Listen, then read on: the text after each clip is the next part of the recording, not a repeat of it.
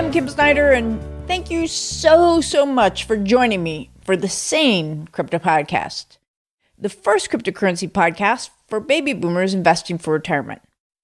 Most people believe crypto assets are too risky for the average investor. I believe that the risk is in not investing, and that in fact, cryptocurrency may be the answer to near retirees' prayers. The trick is to structure our investment so that if the naysayers are right, we don't do irreparable harm to our nest egg. But if the believers are right, we make potentially life-changing money that could catapult us across that retirement finish line. The Sane Crypto Mastermind is my signature program for those who want cryptocurrency type returns, but can't, won't, or don't have time to figure this all out and keep up with it on their own.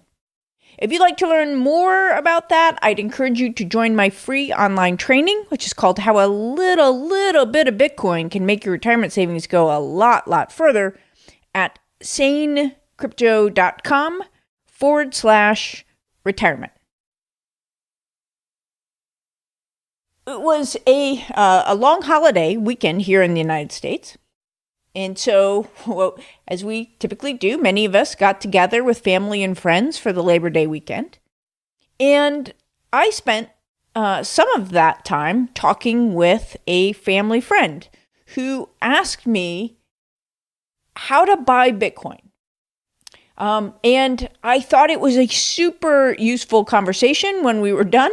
And so I pinged him and asked if he would be willing to let me share it with you. He was gracious enough to say yes. And so without further ado, here it is. And as always, I hope it's helpful. But I guess the mechanics of it are still a little confusing to me. I'm going to go buy, let's just say I'm going to go buy $5,000 worth of these coins. Now, those are sitting in Coinbase at that point in time. Is that, well, number one, I'm going to buy them, but I don't have any physical money in Coinbase. It's going to automatically transfer from a bank account. Is that correct? Well, no. So manually do that? All right. So let's just say whatever the number is, doesn't matter. Okay. So, Okay. So the first thing you would do, you've set up a bank account, right? And so the first thing you have to do is you have to put that money in that bank account. So then what's going to happen next is you're going to, just like you would with a regular brokerage firm, right? You've got to transfer that money from the bank account to the brokerage firm so that you can buy the shares. You've got to fund the account exactly like you would fund your Fidelity account. And the process for doing that is there's two ways to do it. One, the slow way is via an ACH transfer, where they'll bring it over. It's slow and there are limits to the amounts, but you could get it done that way. Or the other way is to just have your bank wire it to Coinbase, to your Coinbase account. So again, very similar to to the mechanics of a regular brokerage account. Oh, all right. Hey y'all, Kim jumping in here from the editing booth. We've been talking about him investing using a Coinbase Pro account. However, I would just point out that those are not the only options. In fact, I did an entire podcast episode.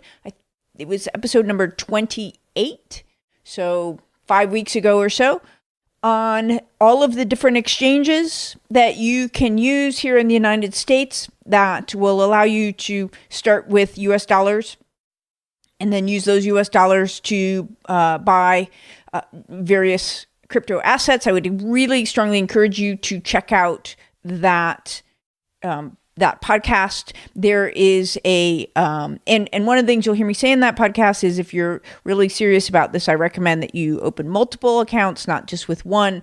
We talk about the pros and cons of all of them. There was also a chart which detailed, the fees and the jurisdictions that they're available in and all that sort of stuff. So again, just know that this is, we're talking about Coinbase because that's where we started in this conversation, but that is not your only option, nor is it necessarily my recommendation.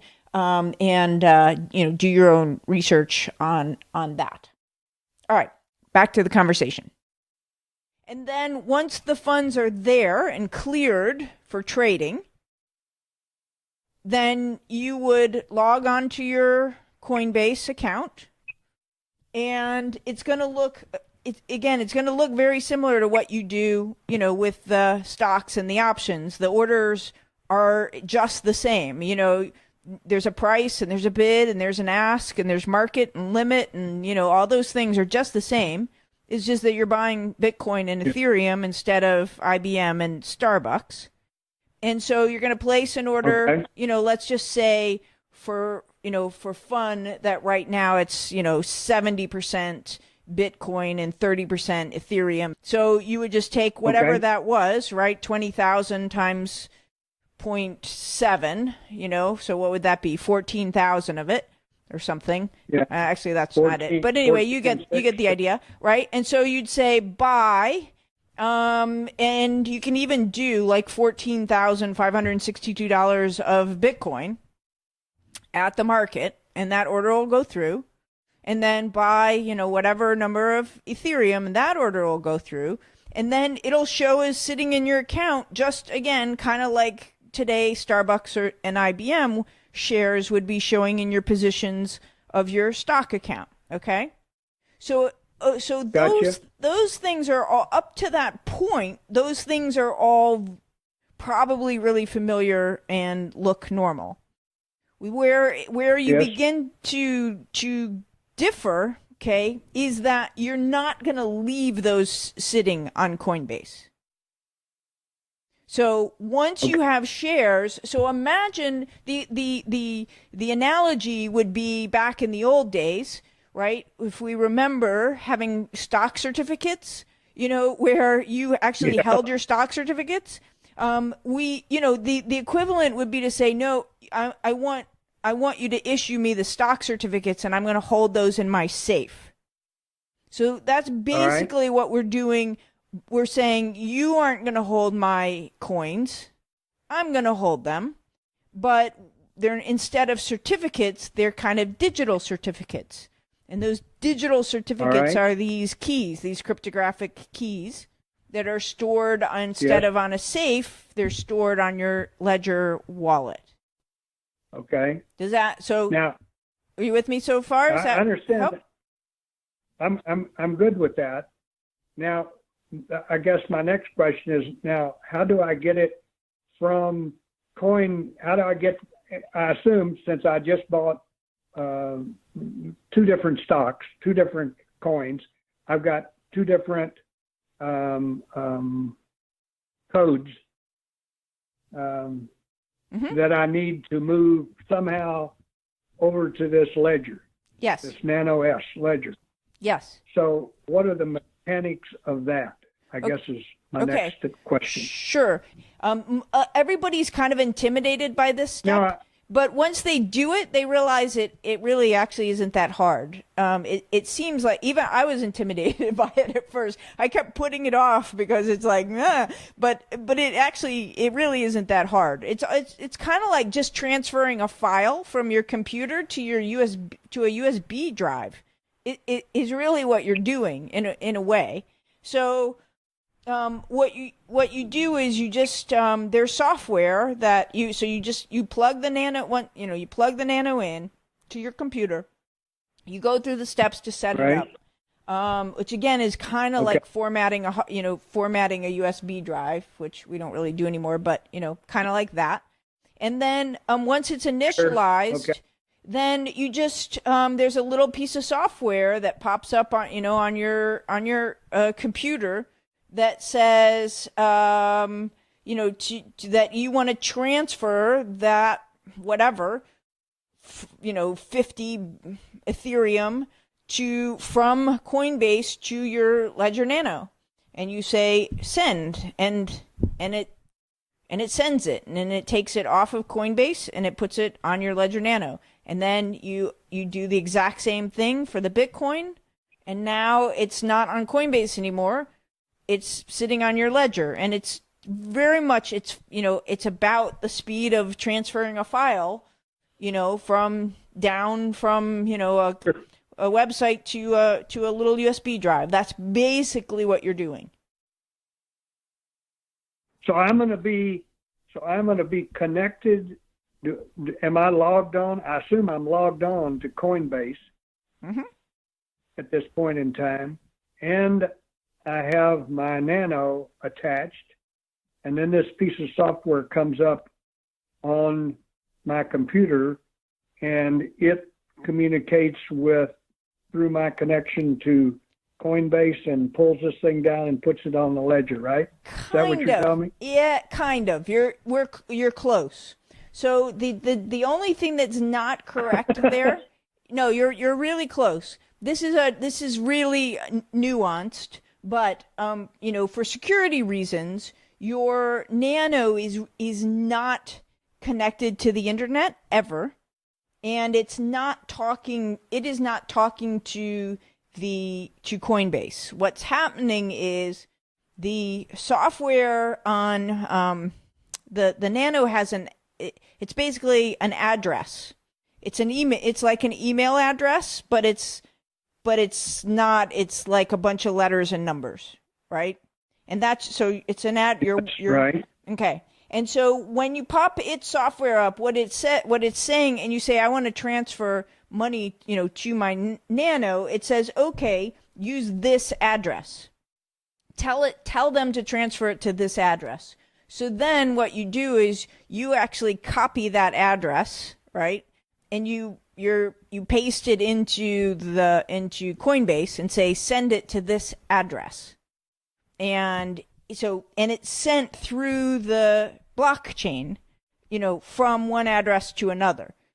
So the two are not actually talking to one another. You're just saying, okay, here's the address, here's my address, me, Ledger, Nano, give this to Coinbase and tell them to send it here. And so you put that same address in Coinbase and you say, send it here, and they do. Does that make sense? But how did it get to the Nano? Well, it actually isn't It actually isn't on the Nano. It's on remember that your coins really are stored on the blockchain. The blockchain is the ledger. Yes. Right?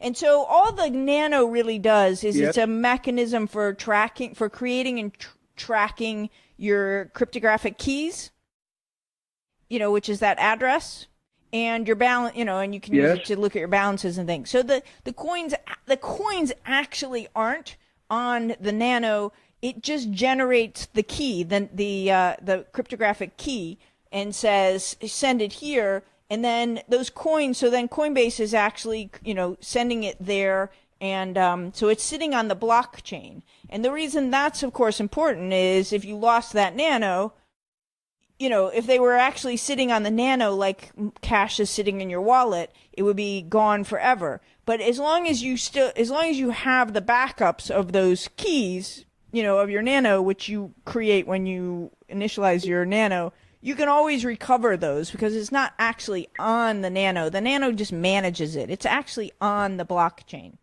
All right, y'all, I'm going to break for some gratuitous self-promotion here. This is exactly why I created the Sane Crypto Mastermind. Because, there is no question that there is a lot to figure out here. As you heard us say earlier, and you'll hear us say again later in the conversation, depending on your level of investment experience, my friend here actually has quite a lot in the equities world. It depends on how difficult this is to figure out and how likely you are to make a mistake. But either way, even when you've been in it for a long time, why? Why have that fear, uncertainty, and doubt about what you're doing and how to do it and whether you're doing the right thing, because the consequences can be far reaching and there's no point. Someone's already figured it out for you. That is the point of the mastermind. It's got absolutely step-by-step video instruction for every single step, every setup, everything, as well as access to me, sort of similar to this. It's almost like having me as an old family friend whenever you need me. So, I'll enough about that, but I just want you to know that this is exactly why I created the mastermind. And so if this is what you sound like, or, kind of what you think you would sound like if you invested in crypto assets and you didn't want to figure it out on your own, then I think the mastermind is a great solution. And you can learn more about that either in my free training, which you can sign up for at sanecrypto.com/retirement, or you can also learn about the mastermind at sanecrypto.com/mastermind. All right, back to our conversation. So the Nano is just, now if I had two different coins, the Nano would give me two different addresses to give to Coinbase? Correct, because they're two different blockchains. Oh yeah, okay, that's right. So you couldn't combine them. So I'd end up with, and since the Nano created that crazy number, I'm going to call it, that address, he knows those two addresses, and so that's what he's keeping track of for me. That's right. Is that correct? That's right. I could have done that by writing down a crazy number and doing the same thing, and no, well, not exactly, because there's a private key and a public key, right? And so the private key, the public key, that's like your email address. That's the one that you can give to everybody. That's the one that you're going to give to Coinbase, and say, send it here. But the private key part, right, which is the security part, which you never, ever, ever, ever tell anybody, right, is this pretty complex math thing. Now, it's true you can store that. You could, pull it out of your Nano and store it somewhere. It's just not, it's really not advisable, but because it's the keys to the kingdom. But yes, its job is to create those hashed keys and manage those for you. Okay. I think I'm getting a better handle on it here. So this piece of software on my computer that Nano S put on there, it is going to communicate with the Nano and get the private keys, I guess, and even the public key. Just the public key. Just the public key. Yeah, the private key never, ever, ever. Yeah, it's on your Nano, and you don't want to expose that. Yeah, it's just the public key. Just the public. Yeah, it's going to say. So really, all this software it's just a little, it runs in Chrome. It's a little Chrome app, and all it is because the Nano doesn't have a keyboard and a screen. You need some sort of a UI for you to be able to interact with the Nano. So when you plug it into your computer, this little app pops up. It's not connected to the internet or anything. Just giving you basically a way to interact with your Nano. And your Nano says, and you say, all right, I want to send some coins to the Nano, and it says, okay, here's the address. And then you can just copy and paste that address from that, from your screen right into Coinbase.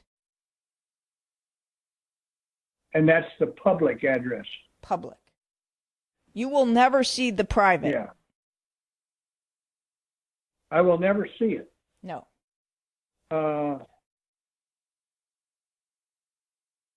It's not that you couldn't see it, okay.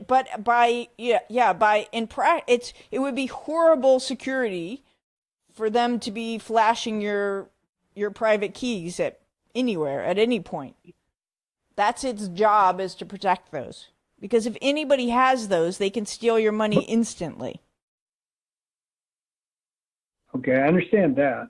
Yeah. So they don't. I guess I'm a little confused on how the nano knows the private. How does he find out about the private? Because it generates it. It creates it. It creates it. When I asked, I thought it created the public. It creates both. So the way it works, and this is starting to get a little above my pay grade, but the way it works is, so there's it's called a hashing algorithm. So basically, what happens is when you'll see when you initiate your nano, what's going to happen is the nano is going to give you 24 random words. Yeah. Which you're going to write down. Yeah, I saw that in the video. Yeah. Okay. So those words are what are known as the seed. And so by when the nano has those words, it's going to feed them into this hashing algorithm to create your private key. Okay. All right. So to create my private key. That's right. That's right. So the private key. Now, at that point, and the private key is basically used to sign any transaction that occurs on the blockchain. Okay. So that's how you can verify that that's how things are verified, basically. All right. And so then anytime you want to make a transaction, so the private key is kind of like a password on steroids. Okay.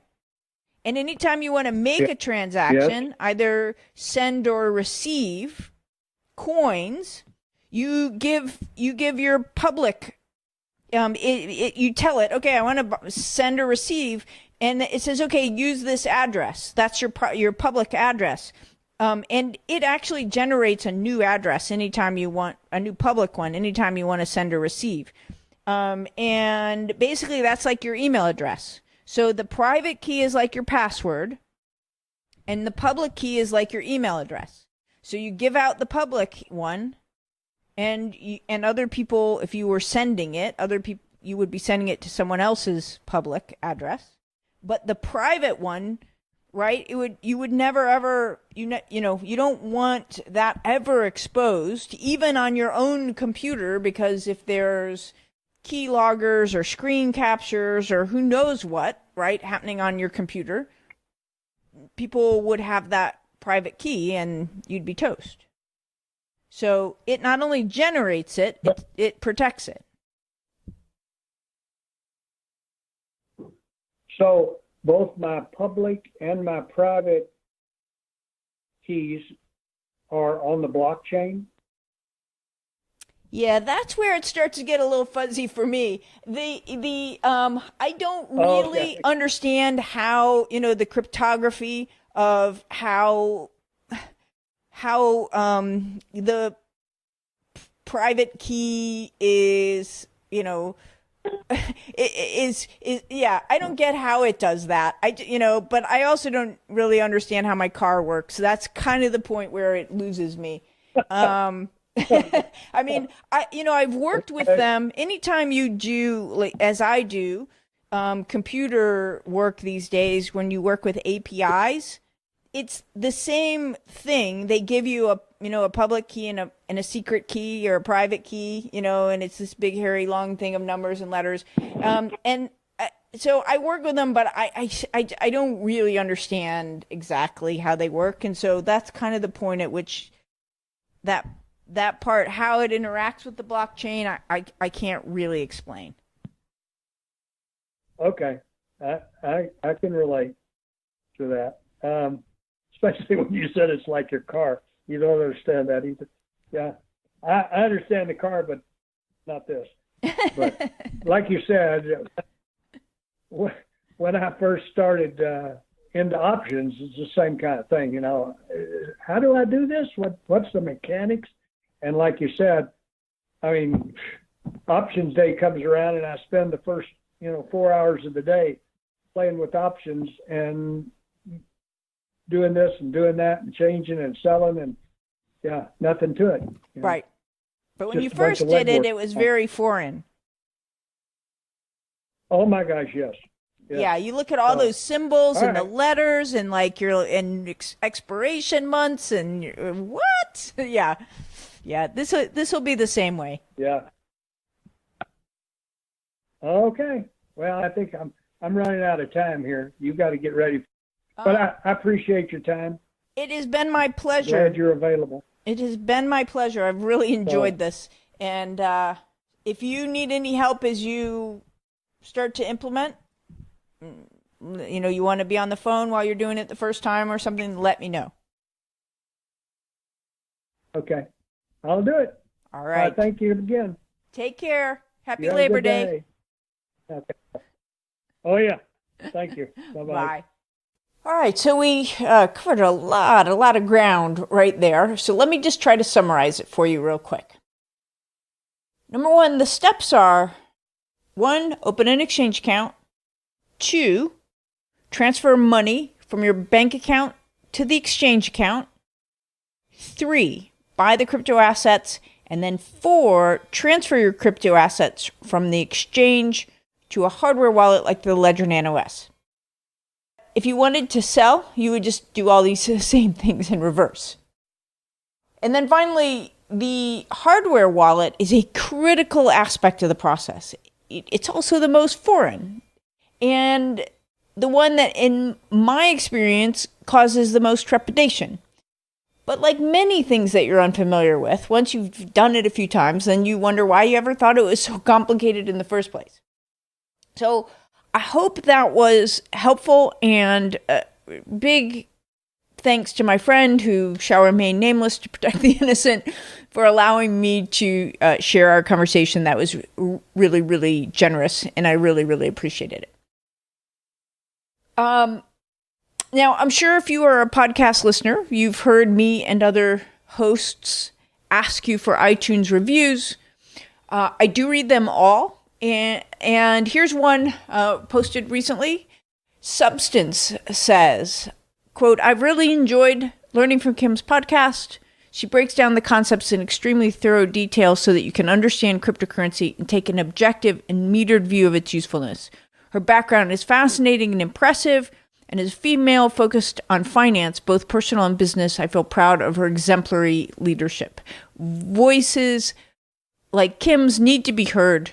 This is the place to start if you were starting at zero knowledge and want a truly sane guide through the jungle." Wow.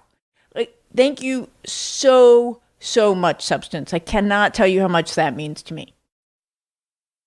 Reviews like this don't only make me feel good, which I would be totally lying if I said they didn't, but they also serve an important function, which is to tell the iTunes algorithm to do exactly what Substance said, to show the podcast or expose the podcast to more people, to let the smaller, authentic voices get through all the clutter because they are producing quality content that their audience finds helpful.